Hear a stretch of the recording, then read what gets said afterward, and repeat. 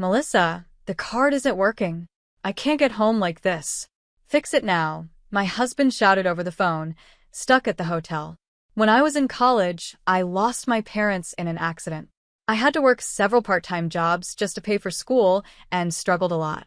To turn things around, I followed a friend's advice and started a business. Even though it was hard, I focused on work, and the company started growing. Now, I'm the vice president and help run the business. While many of my friends were getting married and starting families, I began thinking about my own happiness. When I met my husband, we clicked right away and got married just 4 months later. But after the wedding, he stopped working and said he'd be a stay-at-home husband. I've been asking him to at least work part-time, but he refuses. One day, I noticed my credit card was gone. My husband had taken it to go on a trip with his parents. I tried calling him many times, but he wouldn't answer. When I finally reached him, he said, "Don't bother me while I'm spending time with my family. Something you can't do, understand?" I smiled and replied calmly, knowing that his actions would soon catch up with him. My name is Melissa Rauch. I'm 31 years old and the vice president of Adventure Company. Today, I'm financially stable, but it wasn't always this way. During my time as a student, life was really tough. My parents were killed by a car when I was in school, and that loss turned my world upside down. I had to figure out how to pay for my tuition, and despite scholarships and part-time jobs, it wasn't enough. I was constantly working, attending classes, and barely getting any sleep. One day, my classmate Kyle Walker came to me with an idea. "Melissa, let's start a company together. If we combine your skills and my business sense, we could really succeed." Kyle was well-liked and respected, so even though it was a big challenge, I decided to go for it. I was always worried about what would happen if we failed and how I'd manage my time with all my part-time jobs. But what if we fail? "I'm too busy with work to take on something new," I told Kyle. He smiled warmly, as if he understood my concerns completely. Then I saw a determined look in his eyes. "Don't worry, we'll succeed," he said confidently. His words, full of assurance, gave me comfort, and his energy made even the hardest things seem possible. At that moment, I felt the need to change my life, so I agreed and we started a business while still in university. In the beginning, it was tough. Banks often turned us down for funding, making it hard to get started. Hiring was another big challenge. As a small company, it was difficult to attract talented people. Even though we placed job ads, only a few people applied, and finding the right candidates was hard. But Kyle stayed calm, giving smart advice that helped us build a stronger team. Slowly, our company began to grow. Kyle and I developed a deep trust as we faced these challenges together, and we became strong business partners. As time went on and I turned 31, I realized that I had dedicated almost all my time to work. I didn't regret it. I worked hard to pay for school and support myself, and I'm proud of the company we built from scratch. The business is successful, and after 7 years, we've grown a lot in both employees and revenue. However, as I watched close friends getting married and starting families, I started to feel like my life was only about work. One day after a lunch meeting, I opened up to Kyle about how I was feeling. "Kyle, I've been seeing friends my age getting married, and it's made me think," I said. Kyle was surprised by the sudden topic. "What's this all about?" he asked. "I've been focused only on work since we graduated, but now I'm starting to wonder if that's okay," I explained. "Are you thinking about getting married?" he asked. After listening to me, Kyle thought for a moment and then said, "If you're not happy with how things are, seeking change might be a good idea. Life isn't just about work. That applies to marriage too. If you want more from life, maybe it's time to take the first step."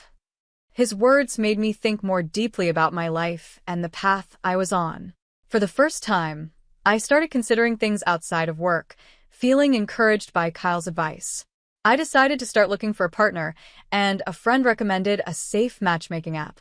I signed up right away and began going on dates after work, spending time at restaurants, bars, and movie theaters. After several dates, I met Tyler Main on the 5th one. I was always busy with work and not great at household chores, but Tyler was the opposite. He was really good at cooking and cleaning. He understood my hectic schedule and never got upset if I had to cancel a date. Our relationship moved forward smoothly, and we both thought about marriage from the start. Just 5 months after dating, we decided to get married. But right after the wedding, Tyler surprised me by announcing he was quitting his job to become a stay-at-home husband. I was shocked. What just happened? I asked, confused. Tyler calmly said, "From now on, I'll handle all the chores so you can focus on work." I was stunned. "Why would you make this decision without even talking to me?" I asked, still trying to process everything. Tyler casually explained, "You're making money, so it's fine. If I take care of the house, it'll make things easier for you." I couldn't believe it. Was he planning to rely completely on my income? Even though I was earning, we weren't that well off. "You should at least get a part-time job," I suggested, but no matter how much I tried, he refused. "No, I'm done working for a company. If you're making money, that's enough." I was dumbfounded by how selfish he sounded, but as a newlywed, I didn't want to argue. To make things worse, he also started asking me to send money to his parents. "Family helps each other," he said. "I'm a stay-at-home husband now, so Melissa, I'm counting on you." I wouldn't mind supporting his parents if he had an income, but putting the burden on me felt wrong. What made it harder was that his parents seemed to think I was forcing him to do all the housework. During a meal with them, his mother put down her chopsticks and said, "Melissa, you're making Tyler do all the housework. Poor him. Do you really think this is fair?" Then his father added, "He told us you're not good at housework, but as his wife, shouldn't you try to improve?" I didn't know what Tyler had told them, but clearly, they thought I was the bad guy. That's not true. Tyler chose to be a stay-at-home husband. I protested, but Tyler whispered, "Calm down. Just apologize, and I'll clear things up later." Even though he said he'd explain, I was frustrated that he didn't stand up for me right then. Later, when I asked if he had fixed the misunderstanding, he always brushed it off, saying it didn't matter. I never got the chance to talk to my in-laws.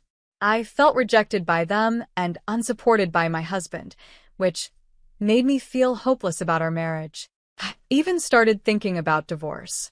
Then, when I went to the hospital because of stomach pain, I found out I was pregnant. I felt both surprised and happy, so I rushed home to tell Tyler.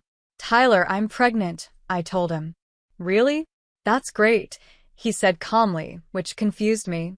There was no excitement from him. He just sat on the couch, watching TV, like my news didn't matter. The happiness I felt quickly turned to disappointment. His lack of interest hurt me deeply, and I went to my room in tears, wondering if the love we once had was gone. Even with a baby on the way, he didn't seem happy. I realized there might not be a future for us, and the thought of divorce weighed heavily on my mind. But with a baby coming, I couldn't make that choice easily. Could I raise a child alone? I hoped things might change when the baby was born. Maybe Tyler and his family would act differently. Holding on to that hope, I decided to stay in the marriage for now.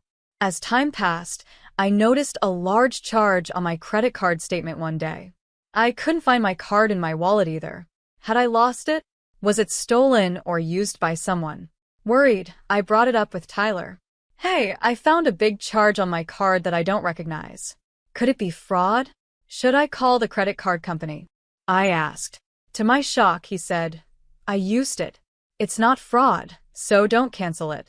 Apparently, after quitting his job and running out of savings, he had secretly taken my credit card and started using it without telling me. This, even though I was already giving him money for groceries and household expenses. "Why did you use my card without asking? And what did you buy with so much money?" I asked. "It's my right to spend it on whatever I want. I just need some money for myself," he shot back. "Then get a job and use your own money," I replied. But this was a conversation we'd had many times before. No matter how much I begged or got angry, he refused to work. The man I once thought would help support us was now barely cooking, mostly ordering takeout, and hardly cleaning the house at all. When I complained about the situation, he got angry. "You're the one making the money, so what's the problem? I'm your husband, and I'm doing the housework as a stay-at-home husband. I have the right to at least that," he shouted, then stormed out, saying he was going back to his parents' house. I was filled with anger and sadness over his actions. Aren't families supposed to support each other? I'm pregnant, but I'm starting to doubt how much he cares about our future as a family. I worked hard to build the career and income we have now. Just because we're family doesn't mean he can make big purchases without talking to me first. I took deep breaths, trying to calm down and hold back my tears and frustration. Later that night, he suddenly came back home with his parents. The door flew open, and I stood up in shock. His parents rushed in and immediately started blaming me. "It's because you forced Tyler to do all the housework that he's been neglecting his duties," they accused. "As a woman, you should be doing the cooking, laundry, and cleaning. Don't use work as an excuse to slack off." I was already feeling unwell from the pregnancy, and hearing this made my anger boil over. I had already decided to get a divorce, so I couldn't hold back any longer. "That's not true. Don't act like you know what's going on when you don't," I shouted. "You'll regret it if you keep treating me like this." They looked shocked by how cold I sounded, but I realized there was no point in arguing with them. My husband had misled them, and even when I explained that he wasn't working, they didn't believe me. So I decided to stay quiet. I had a strong feeling they would regret this later, but in that moment, I felt the deep sting of betrayal from the man I once thought would protect me. Then, my mother-in-law pulled out some papers from her bag and slammed them onto the table. "If you don't reflect on your actions, we're demanding a divorce. Sign this and be done with it," she said. I stared at the papers, shocked. I never thought they would bring this to me, especially since I had been planning to ask for a divorce myself. Thinking this might turn into a court battle, I grabbed the pen. My hand was trembling so much that it was hard to hold it, but I forced myself to sign the papers. "There, it's done," I said, my voice cold. My husband and his parents left after that, but I suddenly remembered I forgot to ask for my credit card back. A deep sense of despair washed over me. Then, out of nowhere, a sharp pain shot through my abdomen, far worse than anything I'd ever felt. I collapsed onto the floor. My breathing quickened, and sweat poured from my body. My vision blurred, and the unbearable pain left me numb. I tried to say, "What's happening?" but the words barely left my lips. With each breath, the pain grew worse, and my body felt out of control. I struggled to pull myself across the floor, desperately trying to reach my phone. My fingers shook as I clawed at the floor, moving forward inch by inch with all the strength I had left. The sharp pain threatened to make me pass out. Finally, I managed to make the call and, with a shaky voice, explained the situation. "Help, I'm in severe pain and I'm pregnant." I gave them my address and hung up. The pain didn't stop and my vision got blurrier. I collapsed on the floor, waiting for the ambulance. "Please protect my baby," I prayed, holding on through the agony. I kept telling myself I had to stay strong for my child. I was rushed to the hospital, where I faced the risk of premature labor. The doctor said it was due to stress and overwork, and I was admitted right away. Fear for my baby's safety overwhelmed me, and I must have passed out. After being in a coma for 6 days, I finally woke up in the hospital room. The pain had eased, and my body felt more relaxed. I immediately checked my belly and felt relief that my baby was still there. I took a deep breath, comforted by the quiet room and the soft light coming through the window. As my memories came back, I remembered the terrible pain, the ambulance ride, and the fear of losing consciousness. I was grateful to be safe and alive, but then my thoughts turned to my husband. I needed to contact him. I grabbed my phone and called him, but he didn't pick up. I had given his contact information to the paramedics when I was brought to the hospital, but I hadn't heard from him. I kept trying, and on the 5th call, he finally answered. His voice sounded strange, and the connection was bad. "What do you want at this hour?" he asked. "I was rushed to the hospital for signs of premature labor. It happened after you and your parents left," I said, asking him to bring some things I needed. His response shocked me. "That sounds tough, but I'm overseas right now, so I can't help." "Overseas?" I asked, stunned. "I'm on vacation in Germany, spending time with my parents. Don't bother me. I'm fulfilling my filial duty, something you can't handle," he replied. I was speechless. How could an unemployed man afford an overseas trip? He kept talking about his duty to his parents, so I guessed he must have had some other source of money. With my voice shaking, I simply said, "Got it," and hung up. Afterward, I went to the hospital gift shop, bought some stationery and an envelope, and made a phone call to someone. The next day, my husband called in a panic, saying, "The card's not working. I can't get home like this. Fix it right now," he demanded. I canceled the card. I replied calmly, though inside, I was boiling with anger. What? "I can't pay for anything." "What are you going to do about it?" he asked, sounding desperate. "That's your problem," I answered firmly. "This isn't just my problem. I'm still your husband," he shot back. I couldn't help but laugh. "What's so funny?" he asked, clearly confused. "Our marriage is almost over. The divorce process is already underway," I said, and his tone suddenly became tearful. "Please, just let me use the card temporarily so I can get home." "I'm begging you," he pleaded, but I felt nothing. "Figure it out on your own. You're no longer my concern," I responded coldly and hung up. 6 days later, my friend and the company president, Kyle, came to visit me. "Don't worry about work. Just focus on resting for now," he said. I smiled and replied, "It's the first time I've done absolutely nothing like this." Just then, the hospital room door burst open. My ex-husband and his parents, fresh from their overseas trip, stormed in. The moment he saw me, my ex-husband yelled, "What have you done?" "I had to borrow money from a friend just to get back home." His mother screamed, "This is unbelievable. How could you put us through this?" His father joined in, shouting, "Our son's carefully planned trip was completely ruined." Their fury exploded in front of Kyle and some people passing by, but I remained calm. "He paid for the trip with my credit card without my knowledge," I said. The mood in the room changed instantly. My in-laws exchanged shocked and confused looks, as if they'd just been struck by lightning. I continued. "Right after we got married, he announced he would be a stay-at-home husband and quit his job, but he's barely been helping with the housework." The room went silent, and I could see the distress on my in-laws' faces. What? "Tyler isn't working? That can't be true. He told us he had a job," my mother-in-law stammered, her voice shaky and filled with worry. My father-in-law looked at me, his face showing a mix of shock and disappointment. "The truth is, he's been unemployed the whole time, and I've been the one supporting the household," I explained. Hearing this, my in-laws turned to my ex-husband with disbelief in their eyes. They looked betrayed and deeply disappointed.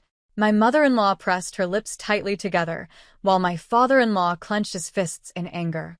My ex-husband couldn't meet their gaze, staring at the floor under their piercing looks. At that moment, Kyle spoke up.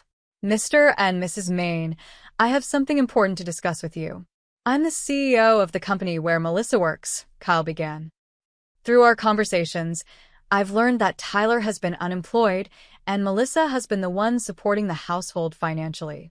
As Kyle said this, my in-laws' faces showed shock and disbelief.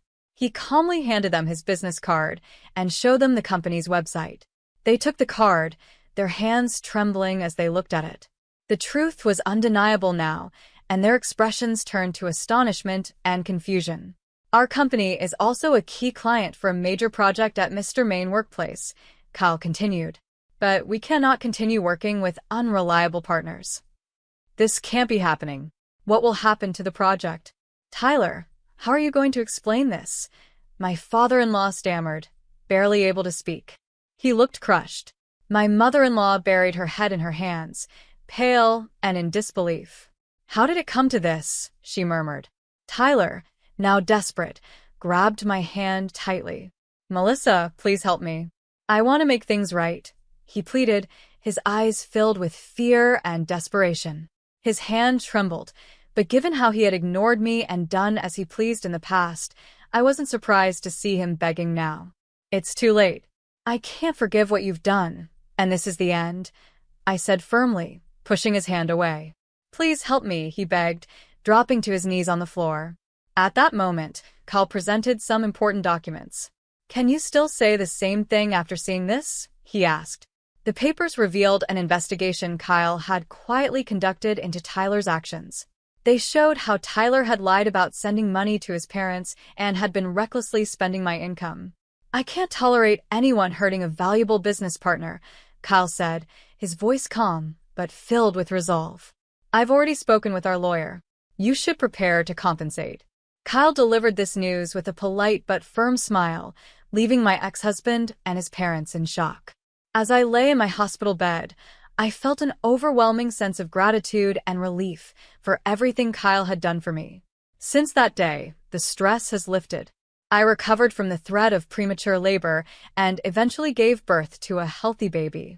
My heart is filled with both joy from the birth and the exhaustion of childbirth. Kyle and my colleagues even visited to celebrate, and since being discharged, I've been enjoying peaceful and fulfilling days. I moved into a new apartment that Kyle had arranged for me, thanks to his thoughtful care. We chose a place where my ex-husband and in-laws would never be able to find us, ensuring our privacy and safety. The new apartment is in a quiet area, away from the busy city, surrounded by greenery and peaceful silence. It's the perfect place to enjoy nature, whether for a walk or just to relax. Here, my baby and I are starting a new chapter in our lives. With this fresh start, I feel both excited and nervous, but having supportive people around me has made things much easier. A few weeks have passed since I gave birth, and I'm currently on maternity leave, enjoying peaceful time with my baby. Kyle visits us regularly, bringing essentials and offering words of encouragement. One day, he came by again with new supplies. As he saw us, he asked, "Melissa, how are you feeling? The baby looks healthy, and that's what matters most." Thank you, Kyle. "We've made it through because of your support," I replied, grateful. After inviting him inside, I gently laid the baby in the crib and made him a cup of coffee. Looking slightly serious, Kyle said, "I need to talk to you about your ex-husband and his parents." "Is something wrong?" I asked. Kyle explained that he had been keeping an eye on them to make sure we were safe. They sold their house to pay the compensation and are now living in a rundown apartment. "Your ex-father-in-law lost his job, and all four of them are working nonstop," he said, placing some papers on the table. He went on to tell me that my ex-husband is now doing hard labor at a construction site. His laziness from when he was supposed to help with housework is causing him problems at work, and he's often scolded. He's finding it tough to adjust to his new job. Meanwhile, my former mother-in-law is working 2 jobs, as a cashier during the day and on a sandwich production line at night, without any breaks. She's suffering from back pain, but doesn't have the time or money to get treatment. My ex-father-in-law has been looking for a new job, but his age and lack of experience have made it hard. He's now working as a cashier during the day and as a janitor at night. As I listened, a mix of emotions filled me. But more than anything, I realized their struggles were the result of their own choices. I felt a brief moment of sympathy, but it quickly faded. Staying calm, I said, "Well, that's the consequence of them betraying us." Kyle nodded and said, "You're right. Now you're finally free. Let's focus on your happiness and the baby's well-being from here on." I fully agreed with Kyle, and I knew more than ever that my life moving forward would be about me and my child. The struggles and pain of the past were behind me, and I was ready for a fresh start. Afterward, with my lawyer's help, I demanded that my ex-husband and in-laws pay alimony and return the savings they had used without my permission. Even though they claimed they couldn't pay, I wasn't afraid anymore. For my child's future and mine, I stood tall and faced them directly. I won't be thinking about marriage anymore. From now on, I'll live a happy life with my child, I declared with a smile. Kyle responded, "That's the right choice.